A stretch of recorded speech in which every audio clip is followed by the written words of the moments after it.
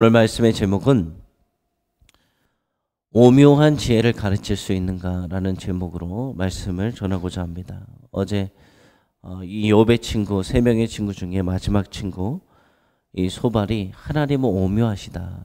오묘하시죠. 우리가 다 알 수 없는 분입니다. 하지만 그 오묘하신 하나님을 자기의 생각으로 판단해서 욥의 그 죄악이 있는데도 그 오묘하신 하나님께서 너희 죄악을 다 잊게 하셨다. 그래서 죄악이 기억나지 않는 것이다 라고 이야기를 했습니다.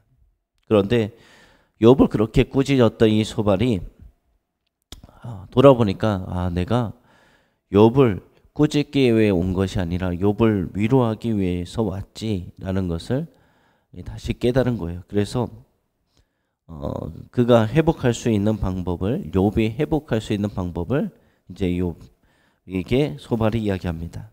그러면서 욥이 탄식할 때 친구들 앞에서 하나님 앞에 탄식했던 그 표현들을 그대로 가져다가 대응하는 식으로 이야기를 합니다. 그래서 그가 위로자의 태도보다는 오늘 보면은 문제를 바로 잡으려고 하는 가르치는 그런 태도를 보이고 있다는 것에서 소발의 한계가 드러나는 거예요.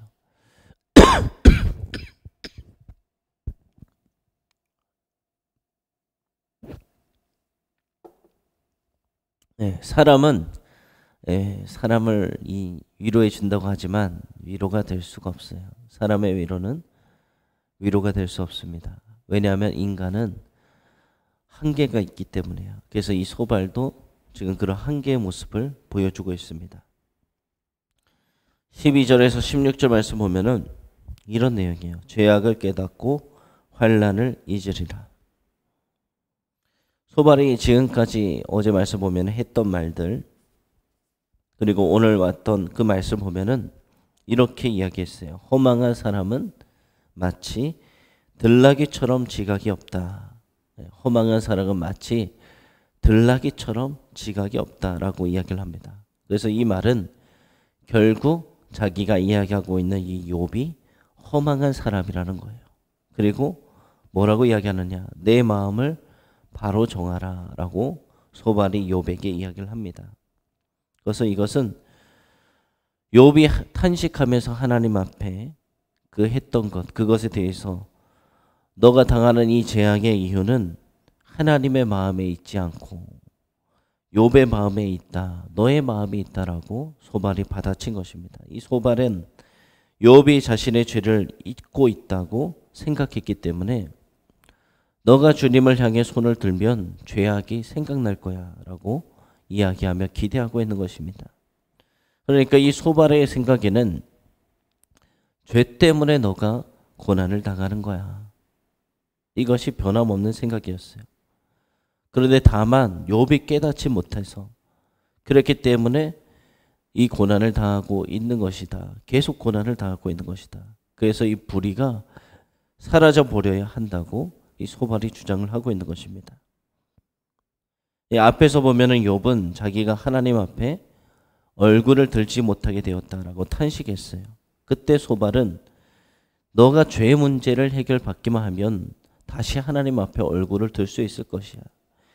환난을 기억조차 할 수 없을 것이다라고 말합니다. 지금 당하는 이 곤란, 이 환난들 다 사라져 버리고 하나님께서 모든 것을 회복시켜 주셔서 이전에 있었던 일들은 그 고난은 기억조차 나지 않을 것이야. 그러니까 빨리 회개해 라고 이야기하는 것입니다. 즉 욥 너가 죄를 기억하지 못해서 환난을 당하는데 하나님 앞에서 죄악을 버리면 환난을 기억하지 못할 정도로 회복될 것이다. 그러니까 이 말은 이 앞에서 소발이 어제 말씀에 무엇이라고 이야기했습니까? 하나님의 지혜와 지식이 오묘하다. 그런 상당히 모순된 말을 했죠. 분명히 죄악이 있다고 생각하기 때문에. 그러면서 결국 마지막에 제시하는 해결책은 오묘하기보다는 진부한 말들을 내놓고 있어요. 근데 정말 하나님의 지혜가 오묘해서 이해하기 힘들다고 생각한다면 자신이 이렇게 하나님의 그 지혜를 온전히 깨달을 수 있을까요? 이 소발도 깨달을 수가 없죠. 17절에서 20절 말씀 보면은 이제 회복의 소망을 이야기하고 있습니다. 소발은 이렇게 이야기해요. 땅은 어두워서 흑암 같고 광명도 흑암 같다. 이 욥의 탄식에 소발이 반박하면서 욥, 너의 죄악을 기억하면 생명의 날이 대낮보다 밝게 될 것이고 어둠에 있어도 아침처럼 되리다 라고 선포하고 있습니다. 이 소발이 봤을 때 욥이 지금까지 절망과 두려움 가운데 있지만 너가 죄악을 기억하고 회개하면 안정과 휴식을 회복할 수 있을 것이다 라고 이야기를 합니다.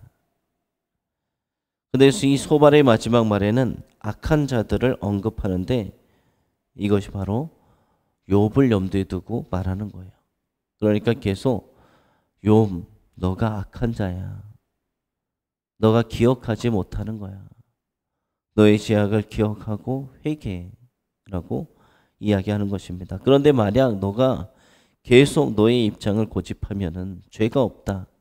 하나님 앞에 떳떳하다 이야기하면은 그 어둠에서 너는 벗어나지 못할 것이고 너는 마지막에는 죽는 것 외에는 아무런 소망이 없게 된다라고 이 소발이 경고하고 있는 것입니다. 그러니까 이 지금까지 이 소발이 했던 모든 말들을 본다면 이것이에요.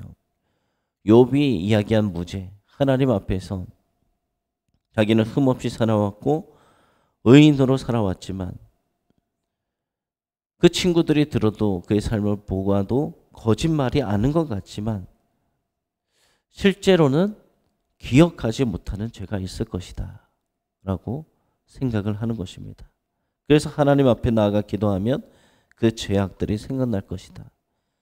그때 그 죄악을 던져버리면 환난에서 벗어날 수 있을 것이다 라고 이야기하는 것입니다.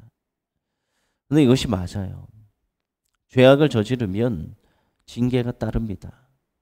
성경에 기록되어 있는 사실이에요. 그런데 오늘 말씀의 욥기는 하나님도 인정한 의인이에요. 죄가 없다. 하나님께서 인정한 의인도 이렇게 고난을 당할 수 있음을, 죄 때문에 오는 고난이 아님을 우리에게 말씀해 주고 있습니다. 그런데 이 친구들이 했던 말들을 좀 더 직설적으로 표현하면 야, 너가 죄를 짓지 않았다고 이야기하는데 아니야, 너는 죄를 지었어. 기도하면서 잘 생각해봐. 그러면 네 죄가 생각날 거야. 죄가 생각나면 회개하고 용서를 받아라. 이 말이 오늘 말씀에 이 친구들이 욥에게 주는 그런 메시지입니다. 물론 죄를 지었으면 회개해야 돼요. 회개해야지 죄를 용서받아요. 이게 당연한 거죠. 회개 없이 어떻게 죄를 용서받을 수 있습니까? 이것은 진리이지만 현실 가운데 깊이 숙고하지 않은 채 그 내용을 적용한다면 그 진리가 오히려 어리석음의 재료가 됨을 우리에게 말씀해 주고 있는 것입니다. 욥은 어떻게 했습니까? 하나님 앞에 재판, 마치 이렇게 생각했잖아요. 재판장에 나가는데 자기가 하나님 앞과 싸운다. 그런 것처럼 느껴진다. 내가 어떻게 하나님을 이길 수 있느냐. 하나님 앞에 공정한 판결을 요구하지만 이 소발은 하나님의 오묘함을 내세웠어요. 그 오묘하신 분이라면 어떻게 재판이 선인지 악인지 그것이 제대로 판결이 되어질 수 있겠느냐. 그렇게 이 소발이 하나님의 오묘함을 내세워서 하나님의 그 선하고 악함을 무모하게 만들어 버린 것이죠. 정말 하나님이 오묘하신 분이라면 무엇이 선인지 악인지 분별할 수 없다면 우리가 이 세상에 살아갈 때 삶의 기준이 무엇이 되겠습니까? 이것은 잘못된 것이에요. 또한 하나님의 지혜와 지식이 오묘하다고 주장한 이 소발은 무엇을 나타내느냐? 결국 자신이 하나님에 대해서 모른다. 또 하나님의 지혜와 지식도 모른다라는 것을 드러냈을 뿐입니다. 여러분, 참 지혜는 아는 것을 안다고 하고 모르는 것을 모른다고 하고 또 자식의 얄팍한 지식을 자랑하지 않는 것에서부터 이 참 지혜가 시작되는 것입니다. 오늘 말씀은 우리에게 하나님의 말씀에 대해 바른 지식을 갖기 위해 힘써야 함을 우리에게 말씀해 주고 계신 것입니다. 예, 하나님은 오묘하신 분이에요. 우리가 다 알 수 없어요. 하지만 하나님께서 우리에게 말씀하신 것이 있어요. 그것이 어디 있습니까? 성경책에 기록되어 있습니다. 그 성경을 보면서 우리는 알 수가 있어요. 성경 말씀 가운데 죄악으로 인해 질병이 올 수도 있고, 죄악으로 인해 심판을 받을 수도 있고, 목숨을 빼앗길 수도 있고, 여러 가지 환난을 당할 수 있어요. 하나님 말씀을 좌로나 우로나 치우치지 않고 지켜 행하면 형통함의 누림을 받습니다. 근데 그 형통함이 무엇입니까? 하나님과 동행하는 형통함. 하나님이 길을 열어주시는 형통함. 네, 그것입니다. 그런데 오늘 말씀의 이 욥의 고난도 하나님께서 우리에게 주신 말씀이에요. 의인도 고난을 받을 수 있다. 죄가 있는 사람만 고난을 받는 것이 아니라 하나님께서 인정한 의인도 모든 재산이 날아갈 수 있고, 모든 자녀가 한순간에 죽음을 맞이할 수도 있고, 자신도 악성 종기에 시달려 그렇게 괴로워하며 살아갔던 그 욥, 이 메시지를 통해서 하나님께서 우리에게 주시는 것은 의인도 고난을 받을 수 있다라는 것입니다. 이 메시지를 통해서 우리가 주변에 경제적으로 갑자기 어렵게 된 사람,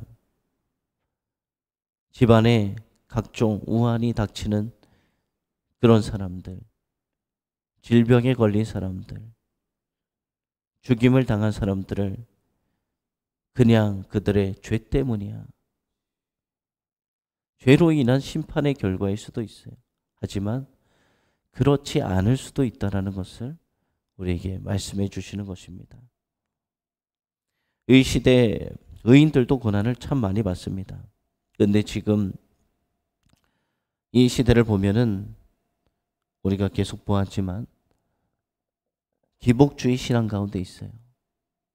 그래서 자신이 고난을 당하면, 어려움을 당하면 자신뿐만 아니라 신앙생활을 하는 이웃들도 신앙생활 잘 못해서 저런 거 아니야,